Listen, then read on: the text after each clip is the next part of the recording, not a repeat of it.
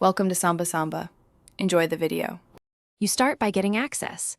Install iCloud for Windows and sign in with your Apple ID so Keynote files sync. Once done, upload the key file to iCloud Drive or export a copy as PPTX if conversion is needed. This gives you a workable format. Then open a supported browser like Edge or Chrome and navigate to iCloud. Sign in again and select Keynote. This immediate workflow avoids delays and puts the presentation where Keynote on the web can edit it. You'll now perform the core editing. Open the presentation in Keynote on iCloud and inspect each slide for font, layout, and transition differences.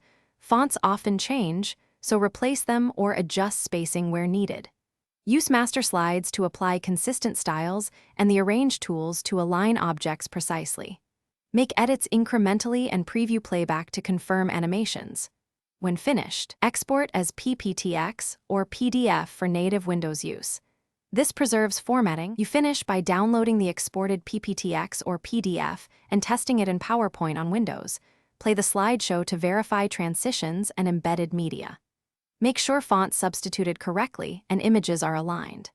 If something breaks, re-export from Keynote after adjusting masters or remove problematic animations. This often fixes incompatibilities.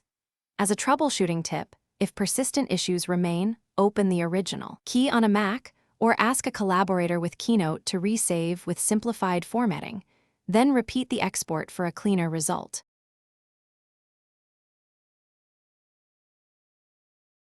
Thanks for watching. Consider subscribing if we helped you.